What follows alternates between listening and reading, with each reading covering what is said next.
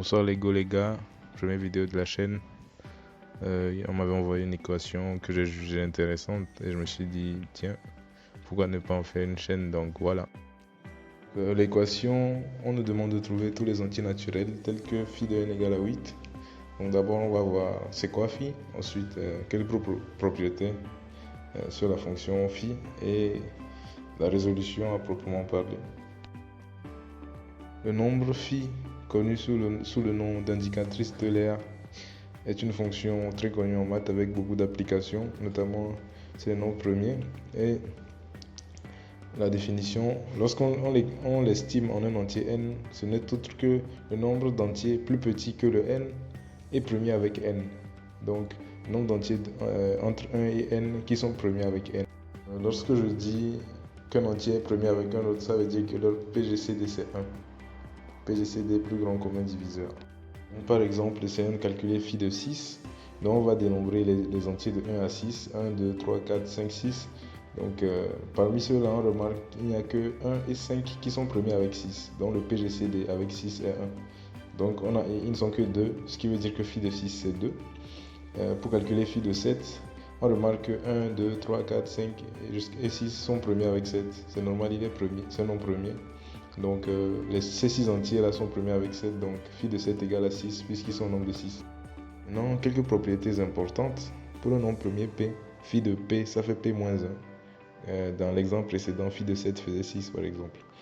Phi de P puissance n, ça fait P puissance n moins 1 facteur de P moins 1. Et il y a ce qu'on appelle la propriété de multiplicativité. C'est-à-dire que pour deux entiers A et B qui sont premiers entre eux, phi de AB, ça fait phi de A fois phi de B. Donc ces formules, je vais vous donner des idées pour les démontrer, pas quelque chose de formel. Phi de P égale à P moins 1, ça c'est simple. On va dénombrer comme on a fait les entiers de 1 à P. Donc on remarque que comme P est premier, c'est-à-dire que ses diviseurs ne sont autres que 1 et lui-même. Donc les entiers de 1 à P moins 1 sont premiers avec P. C'est-à-dire le PGCD de tous les entiers de 1 à P moins 1 et avec P c'est 1. Donc ils sont au nombre de P-1, ces entiers-là. Donc phi de P, ça fait P-1. Maintenant, la deuxième propriété qui est un peu plus compliquée à démontrer, mais l'idée est simple. C'est quoi? D'abord, on va déterminer tous les entiers qui ne sont pas premiers avec P puissance n. Parce qu'on cherche pas, on cherche tous les entiers premiers avec P puissance n, voir leur nombre qui fait phi de P puissance n. Donc tous les entiers qui ne sont pas premiers avec P puissance n, on peut justifier que ce sont les entiers de la forme k fois P puissance i, avec k qui va de 1 à P et i qui va de 1 à n moins 1. Donc ça fait quoi? Ça veut dire qu'on a, si on dénombre le nombre d'entiers de cette forme, ils sont au nombre de P puissance n moins 1. Donc qu'est-ce qu'on a? On a que de 1 à P puissance n, on a P puissance n moins 1 entiers qui ne sont pas premiers avec P puissance n. Donc, pour trouver le nombre d'entiers qui sont premiers avec P puissance n, il faut faire le nombre total moins ceux qui ne sont pas premiers avec n. C'est-à-dire le nombre total d'entiers entre 1 et P puissance n qui est égal à P puissance n moins P puissance n moins 1, le nombre d'entiers qui ne sont pas premiers avec P puissance n.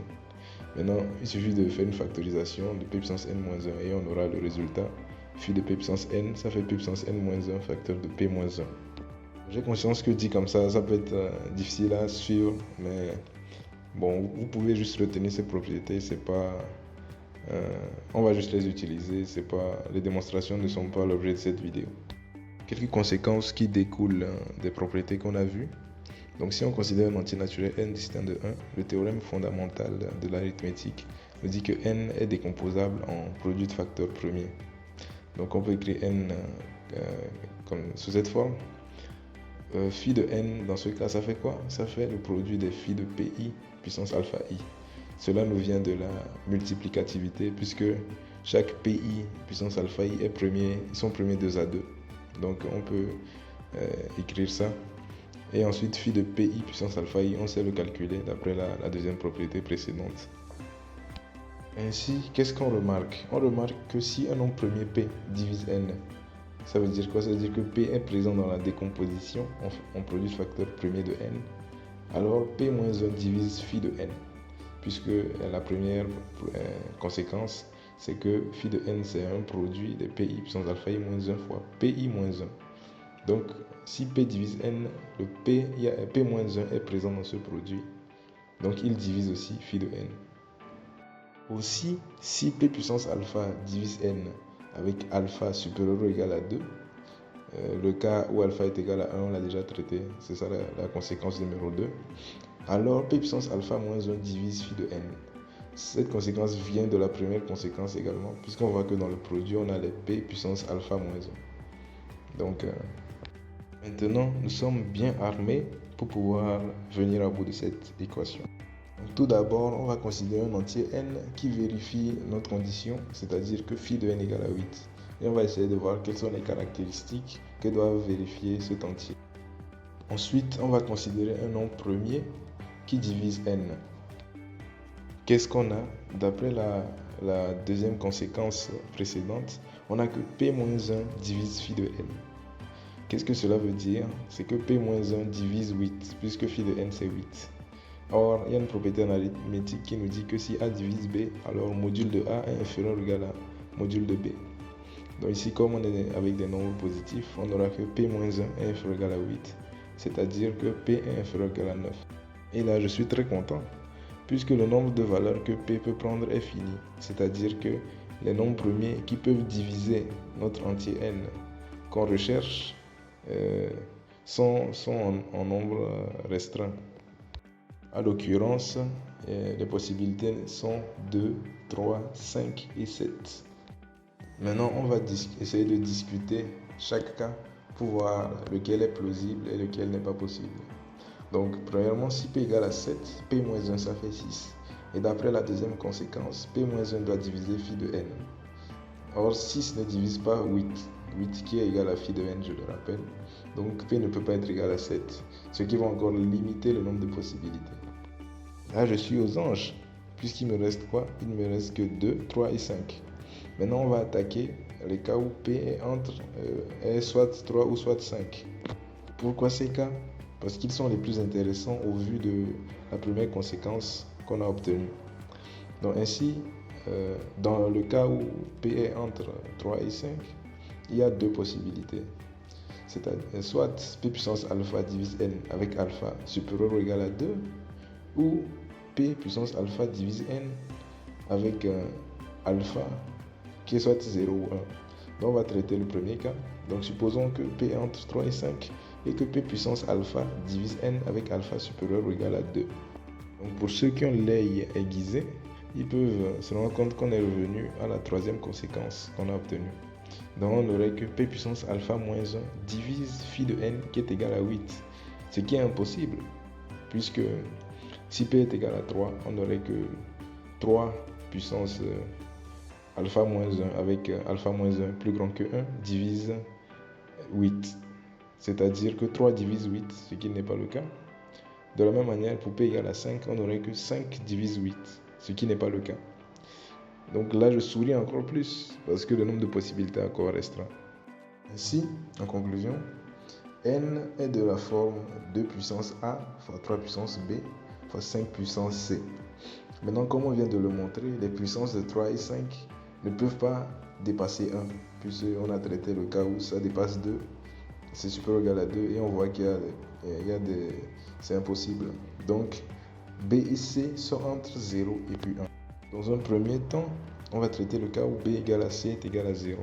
Dans ce cas, n s'écrit sous la forme de puissance A, avec A plus grand que 1, évidemment, puisque si A est égal à 0, n ça fait 1, et phi de 1 c'est pas 8. Donc, phi de 2 puissance A est facile à calculer, ça fait 2 puissance A moins 1, moyennant notre première conséquence, qui doit être égale à 8, ce qui est possible uniquement si A égale à 4, parce qu'on a l'exponentielle est une fonction bijective, donc A égale à 4.